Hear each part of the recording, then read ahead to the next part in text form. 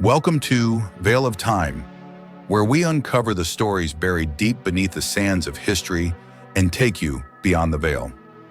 Today we're talking about the Olmecs, a civilization so mysterious, it's almost as if they wanted to be forgotten.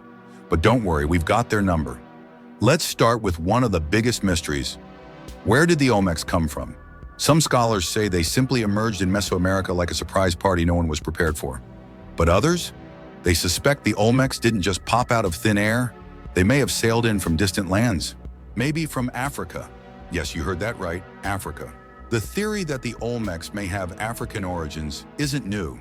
Some of the most compelling evidence lies in the very heart, or should I say head, of Olmec culture, the colossal heads. These massive stone heads, some weighing as much as 40 tons, bear distinctly African features, full lips, wide noses, and expressions that practically say, yeah, we know you're confused. Now, some academics will tell you this is just a coincidence. A coincidence. Like finding a sock in the laundry that actually matches. But there's more to it. Whether they sailed across the Atlantic or not, one thing's for sure. The Olmecs laid the foundation for the great civilizations that followed, including the Maya and the Aztecs. And what did they get in return? Pretty much nothing. History just swiped left. They were the first to develop massive urban centers, complex ceremonial sites, and even systems of writing and calendar making. You know, just a few casual contributions to the future of human civilization. And let's talk about art. The Olmecs had style, from intricate jade carvings to ceremonial altars. They didn't just settle for basic. They were like the original influencers of the ancient world. Their art and symbols spread far and wide, influencing cultures like the Maya, who definitely took a few design notes. But where are their TikToks, their Instagram reels? Somehow they never quite get the credit. It's as if future civilizations looked at all the Olmec accomplishments and said, thanks, we'll take it from here. So why the African connection? Aside from the physical similarities in their art, there's another argument: ancient African seafaring. There's evidence suggesting that African cultures, particularly from West Africa, were advanced in maritime technologies. Is it really that far-fetched to think they could have crossed the Atlantic? I mean, Christopher Columbus wasn't the first person to think it was a good idea to set sail across the ocean. And let's face it, people have been crossing oceans long before the Europeans got in the game. So why not the Olmecs? Of course, mainstream historians will say, no, that's a fringe theory. But isn't all history just a little fringe before someone finally agrees with it? Either way, the resemblance between these Olmec sculptures and African art is hard to ignore, even if the academics try. But here's where things get tragic. Much of what we know about the Olmecs was erased, gone, wiped from memory, thanks to the colonization that swept through the Americas. The Olmecs, like many indigenous peoples, were written out of history by the Spanish. They were just another casualty in the long list of civilizations bulldozed by colonizers. After all, why bother preserving history when you're busy conquering it? So what we have left are fragments, ruins, stone heads, and a legacy clouded in mystery. Let's not forget, there are those who love a good conspiracy theory. The idea that the Olmecs were a transplanted African civilization may seem out there, but it's not any crazier than thinking the pyramids were built by aliens, right? There's even talk that the Olmecs might have been part of a larger trans-oceanic exchange network long before Europeans drew the first sea charts. Now, I'm not saying we should all go digging for proof of an ancient African-American trade agreement, but wouldn't it be interesting if there were more to this story? Despite the erasure, modern archaeology is slowly piecing together the Olmec legacy. From recently uncovered ceremonial sites to new interpretations of their writing, the Olmecs are finally starting to get their moment in the spotlight. But how much of their history remains buried, lost to time? We may never know. Let's dive deeper into the Olmec ceremonial centers. These were not your average temples. They were grand, sprawling complexes with plazas, pyramids, and altars. Imagine cities rising up out of the jungle, buzzing with rituals, games, and the distant sound of drums. The Olmecs didn't just create cities, they built spiritual hubs.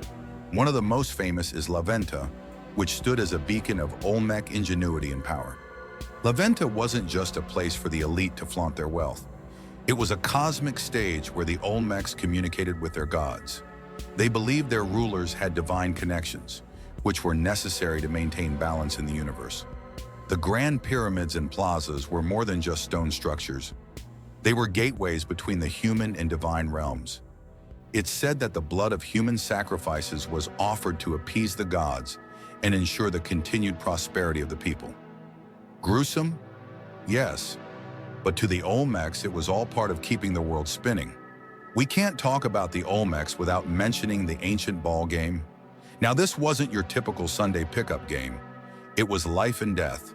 Played with a heavy rubber ball, the game had religious and political significance. Teams would face off on sunken courts, trying to knock the ball through stone hoops without using their hands. The losers? Well, let's just say they didn't get a second chance. To the Olmecs, the ball game symbolized the eternal struggle between life and death, darkness and light. Some believe it was a reenactment of the celestial battle between the sun and the moon, with the courts symbolizing the cosmos. The stakes were incredibly high, and this game would later be adopted by the Maya and Aztecs, becoming a staple of Mesoamerican culture. The Olmecs weren't just concerned with earthly matters. They had their eyes on the heavens. Their understanding of astronomy was surprisingly advanced, with evidence suggesting they aligned their ceremonial centers with celestial events. La Venta, for instance, was laid out in a way that corresponded with the movements of the stars and planets. The Olmecs tracked the sun, the moon, and Venus, using them to create calendars and predict seasonal changes. Some historians believe their astronomical knowledge even played a role in their rituals and political power. After all, if you can predict an eclipse, you can convince people you're in direct contact with the gods. Here's where things get even more intriguing. The Olmecs may have been the first to develop a written language in the Americas. That's right. Long before the Maya's hieroglyphs, there were the Olmecs. But what makes their writing so mysterious is that we've only found a handful of examples, and they're still largely undeciphered. One of the most famous pieces is the Cascajal block, a slab of stone inscribed with symbols that some believe could be an early form of Olmec writing. However, the meaning of these symbols remains elusive. Were they recording historical events, religious ceremonies, or maybe even trade deals? The truth is, we don't know. But as new discoveries are made, the hope is that we'll eventually crack the code of the Olmec script. The Olmecs had a deep spiritual connection to animals, particularly the jaguar. This majestic predator wasn't just feared, it was revered. The jaguar was seen as a powerful spiritual guide, a creature that could move between the physical and supernatural worlds. In Olmec art, jaguars appear frequently, often depicted as part human, part animal figures known as wer-jaguars.